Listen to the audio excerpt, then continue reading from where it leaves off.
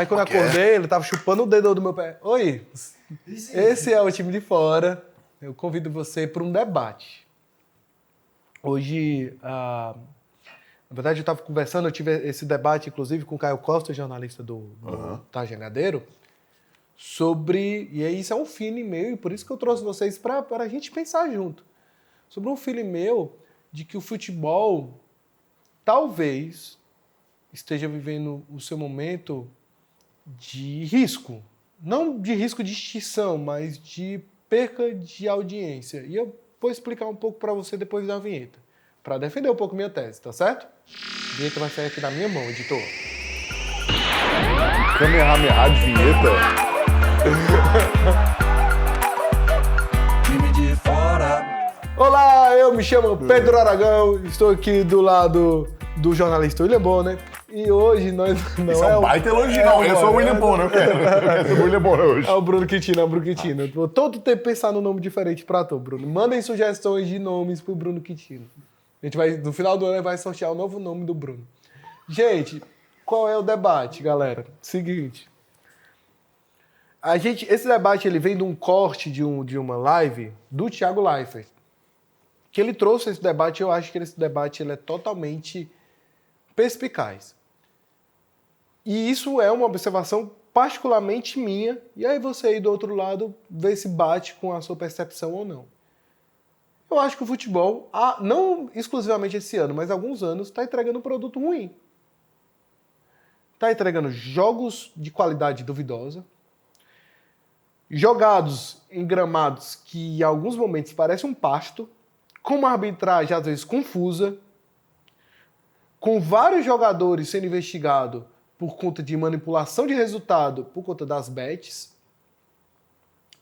com um calendário extremamente apertado, que impossibilita uma boa pré-temporada, impossibilita um técnico de treinar uns jogadores para uma jogada ensaiada. Consequentemente, esses jogadores não treinando, não tem tempo hábil para treinar, porque às vezes joga sábado, quarta, domingo, terça, domingo, segunda.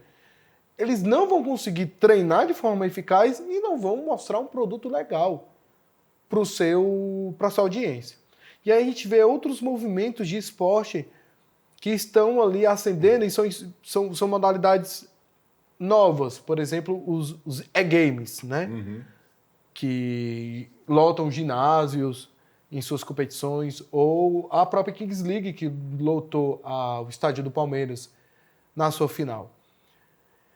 Quando eu fui debater com o Caio, ele falou, Brunão, que esse papo é antigo, que desde os anos 80 sempre aparece um esporte novo, que as pessoas falam que vai ali bater junto do futebol. A própria ascensão do UFC, por exemplo, trouxe esse debate pouco à tona.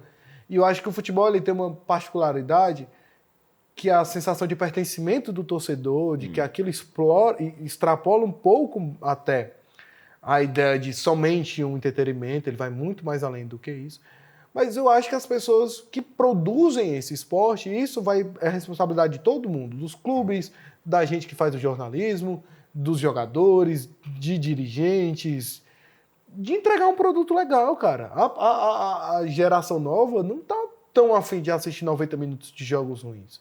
A gente que é louco pro futebol, às vezes tá no churrascaria lá, e tá todo mundo conversando, tá com a cara olhando pra cima, assistindo Ferroviária e Avaí. E mesmo né? assim cansa às vezes pra gente. E mesmo assim cansa. E eu acho que a gente precisava se espertar um pouquinho. O que você acha, Bruno? Cara, então, aí não é apenas uma questão de a nova geração vai preferir outras coisas e não o futebol. É porque eu tô pensando, só defendendo esse ponto, pensando numa perpetuação da parada. Não, tudo bem, mas assim, tá? até aí tudo bem, porque, poxa, eu acompanho futebol, acompanho basquete, acompanho futebol americano, com essa camisa agora.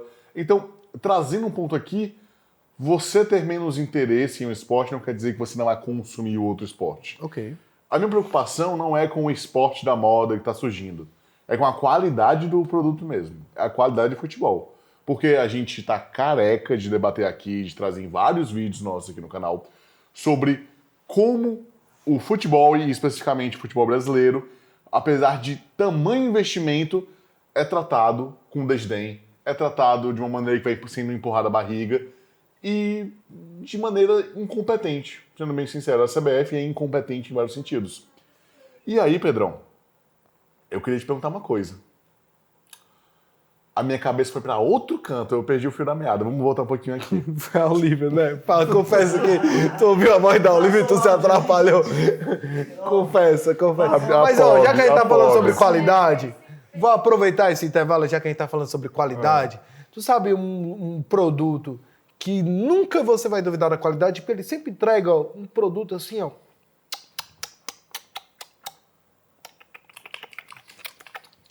Qual é? A gente tá falando da Isoquímica, cara, que é uma empresa tipicamente aqui do nosso estado. E ela tá trazendo uma cartela de produtos que são os produtos Meu Lar. Que eles têm a finalidade de facilitar, ajudar e melhorar o cotidiano de nós cearenses. O que eles fazem? Cara, eles produzem produtos como amaciante, desinfetante, lava-roupa, da melhor qualidade, cara. Com cheiro bom, que rende, que é importantíssimo, que tem uns produtos que não rendem. Você bota lá, não rende. Tá bom, e o produto rende. Então, se você tá lá com o seu carrinho, no corredor do supermercado, bateu uma dúvida, qual que eu vou levar? Não tenha dúvida, você aí, cara, não tem dúvida, pô. Pega o produto Meu Lar, sapeca no carrinho e leva pro caixa, porque é satisfação garantida. Porque com os produtos Meu Lar...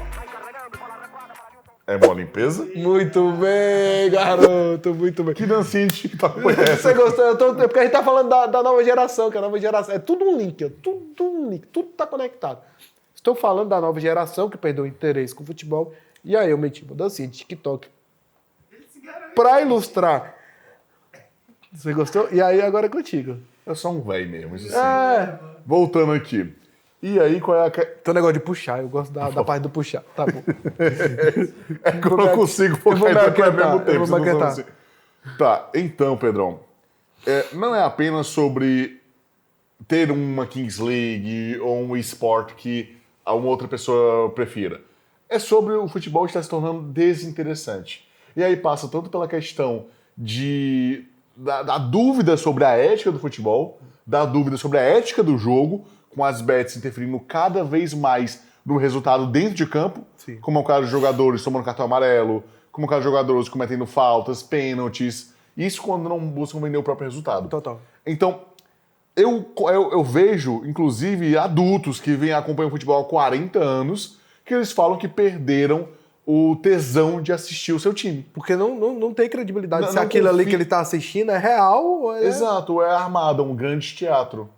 Pra você acabar com uma paixão de 40 anos, meu filho, isso aí é uma canalice das grandes. Agora eu quero fazer um advogado do diabo, Brunão. Porque é o seguinte, a gente joga essa responsabilidade nas costas da Bet, mas as bets são as principais empresas que investigam quem manipula o resultado. Eu vou dizer, por quê, Pedro? Porque, obviamente, a pessoa física que se beneficia com uma manipulação de resultado traz prejuízo para a Bet, porque ele vai fazer uma aposta ali que vai arrancar dinheiro dela. Não, eu entendo tá entendendo? isso. Eu entendo essa lógica. Mas é oriundo da casa de apostas, mas ali a gente tem que botar a culpa nas pessoas certas, né? Eu entendo o que quer dizer isso. Então, lógico que eu tô vou voltar ali e mencionar o que eu tô fazendo no advogado diabo ali. Tá falando sobre uma parada que é mais complexa do que isso, que tá até rolando uma comissão parlamentar de inquérito, que tá trazendo pessoas ali pra... que tá trazendo ali a galera pra debater um pouco. Então eu sei que aquilo é mais complexo. A gente tá falando sobre coisas que geram vícios, que é muito complexo pra gente tentar exprimir e comprimir pra gente não ser leviano com o que a gente tá falando. Mas só é esse ponto, mas pra gente entender um pouquinho que vai um pouco além. Eu acho que... Não, isso só explicando o sintoma. Sim. Mas também tem outras questões. Por exemplo, a própria percepção, a dinâmica da comunicação, gente, mudou muito. Antes é meu palhação, meu bobão, ele tava aqui dançando no TikTok agora, mas também passa muito por outras formas de comunicação. Se você fosse ver o jornal de antigamente, a comunicação de antigamente, era um negócio todo sério, polido, cada um usando uma gravata, ninguém se levantava, né? Ninguém se levantava. A forma de se comunicar vai mudando, a forma de perceber e consumir mídia e entretenimento vai mudando. E você estava dançando e tudo. Sim. Acho uma coisa meio chula, mas também trata sobre outras formas de comunicar e de entreter, sabe? Antigamente o jornal era tido como algo sério, como pessoas sérias, cultas, que vinham sempre com terno, gravata. Hoje existem outras formas de comunicar que são mais aceitas. E outras formas de consumir esse conteúdo. Sim. Então, muitas vezes, você precisa saber conversar com o seu público. A gente adapta muita coisa para o nosso público também. E aí, o próprio Florentino Pérez lá atrás estava percebendo isso. Que muitos esportes e muitos times estavam perdendo a quantidade de fãs de uma certa faixa etária e estava querendo buscar a adaptação para isso. E ele queria fazer o quê? Que foi muito criticado, inclusive por mim. Ele queria reduzir o tempo do futebol de 45 minutos para 30 minutos cada. Ou seja, seriam 2 tempos de 30 minutos. E aí ficaria basicamente uma hora e não haveriam acréscimos ainda. Se terminasse empatado, iria direto para os pênaltis. Entendi. Essa seria uma forma de quê? De condensar o esporte, de, segundo ele, deixar mais atrativo, porque o jogador iria correr por menos tempo. Ou seja, ele poderia se doar mais, ele poderia jogar de maneira mais intensa ao longo dessa apenas uma hora, e isso tornaria mais atrativo. Eu critiquei muito ele na época, por quê? Porque passa muito pela tradição do esporte, o tradicionalismo do futebol, que é a grande força do esporte. Porque no momento, você vai ver uma Kings League, por exemplo, um beach tennis, qualquer coisa do tipo, é a moda do momento, é divertido. Mas não é aquele amor passado de pai para filho, de avô para pai. É isso que consegue sustentar o futebol. Sim, é isso que, inclusive, nos fez, em grande parte, torcer hoje em dia. Então, o futebol, com sua tradição, foi sobrevivendo. Aí eu pego um pouco o lado do Caio, nesse sentido. O futebol sempre foi tido como iria acabar, ia perder sua relevância em algum momento, que estava em baixa, e ainda assim sobrevive. Porque a tradição, a cultura é uma coisa muito forte. Mas você não pode se manter apenas nisso. Sim. Porque você vai usando isso como muleta e quando vê, você está ultrapassado. E para correr atrás, meu filho, aí tem a dó. E a gente está falando que é a primeira vez que a gente tem uma democratização dos aparelhos digitais, da forma de consumir a internet, né? Hoje o moleque não consegue passar 3 segundos, e eu não estou exagerando, não estou falando aqui para ser alarmista. O moleque não consegue ficar 3 segundos olhando para um vídeo, que o dedinho dele já vai lá e passa por outro. A gente que viveu os anos 90, a gente assistia o que tinha e acabou. Se o que tinha era Telecurso 2000, eu ia assistir uma aula de biologia todinha, porque não tinha outra coisa mais interessante para passar.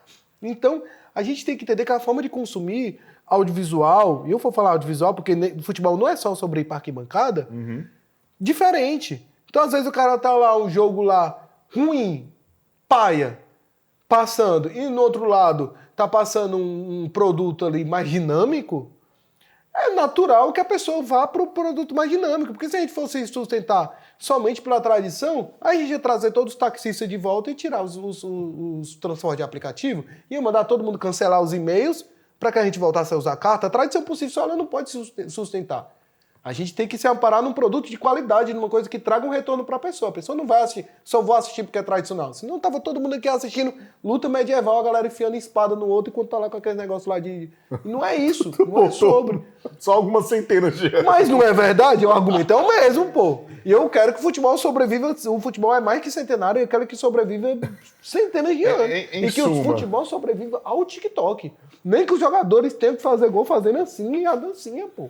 Em suma, eu acho que a tradição é um negócio importante e deve ser mantido, mas também deve ser vista a qualidade do negócio, isso, nós do produto. Na mesma língua. Pô, por exemplo, um Barça versus Inter, que vai ser semifinal da Champions.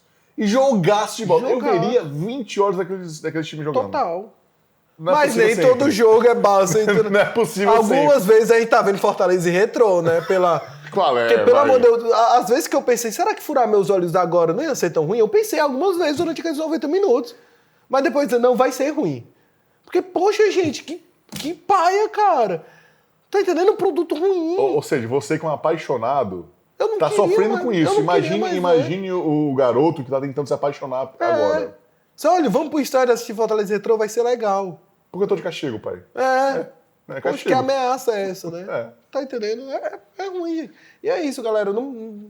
Eu queria trazer vocês pro debate para não dizer que é noia minha. Dizer, não, Pedro, sai daí, futebol vai sobreviver independente de qualquer coisa. Eu acho que precisa abrir o olho. Eu acho que se sustentar somente porque disseram vai ficar para sempre. E é isso, não é desse jeito que a coisa funciona, cara. E eu queria trazer você pro debate para que você comentasse aí embaixo e trouxesse a tua opinião. Se tu acha que o que a gente está falando é groselha, ou se você acha que tem fundamento, que quem produz esse esporte precisa se despertar.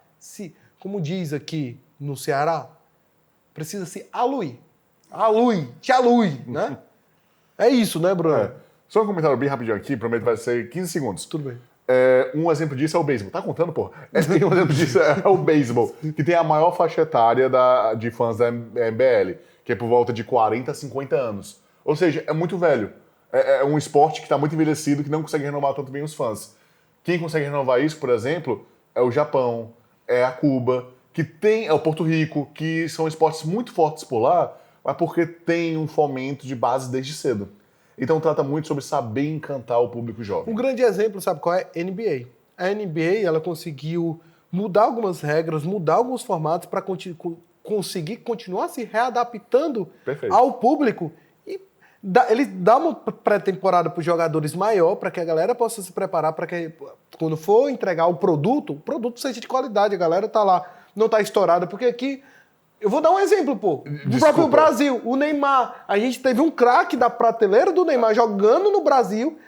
A gente não sabe se o cara vai renovar ou não com o Santos. E a gente estourou o cara no Campeonato Paulista. Porque o calendário era um atrás do outro, sem pré-temporada. A NBA não é um exemplo disso. Tem 82 jogos para cada um dos times na temporada regular. Tem os playoffs, são mais jogos ainda. E os jogos nessa série são jogados um a cada 2 dias. Então não foi mas vamos olhar aqui, eu vou defender meu argumento. Diga lá. A quadra do basquete, compara a quadra do basquete com o campo de futebol. Não, tudo bem, é bem menor. Tu acha que a pessoa precisa correr feito um condenado pra ir de uma ponta pra outra? Com o negócio o cara dá 1, 2, 3? Não, pô, você não pode ter os mesmos pico de corrida que vai ter num futebol, num campo de futebol. Mas ainda assim, os 5 jogadores vão ficar defendendo e correndo de lá pra cá direto. E a substituição não é mais dinâmica? Você não pode entrar e sair, você não pode descansar? No futebol, não. Mas tem muito impacto, inclusive, nos joelhos, no tornozelo, cara. O impacto e os caras jogam futebol plantando bananeira. Eles pulam 2 metros e caem no joelho, cara. É muito impacto também, é sofrido. Mas os tênis deles é da hora. O Air Jordan não tem seu valor. Temos um argumento. E o jogador joga com salto, né? Praticamente, que é uns negócios com as pontas, assim. Eu acho que depois dessa a gente encerra, né? A gente foi pra outro negócio. Mas, eu quero saber de você. A minha curiosidade é com você. Porque se você não respondeu, eu tô falando, olhando só pra câmera do Pedro. E eu estou imaginando que você está do outro lado dessa lente. Então fala pra mim, pai.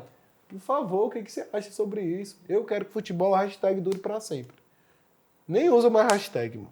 Tá velho, hashtag tá um negócio... Tá velho. Então é isso, galera. Muito obrigado pela sua participação e pela sua audiência. Você participou de nada até agora. Eu quero ver seu comentário. Esse é o Bruno Quintino. Eu sou o Pedro Aragão. Não esquece de deixar a sua sugestão de novo nome pro Bruno. Se inscreve no canal também se você gostou desse conteúdo para ver outros. Deixa seu like. E o meu Pix é 0. Brincadeira. Um abraço. Um beijo no seu coração. Vai desligando a luz, a gente conversando. Fui. Tchau. Vamos que Menino, mas Fortaleza Retrô é realmente muito ruim, cara. Eu tô tenebroso. Tenebroso, pelo amor de Deus. Eu sou grato por estar trabalhando naquele momento. Ó o balão! Parabéns pra você nessa data que e muita felicidade e muitos anos de vida. Devidamente feliz. Obrigado, meus lindos.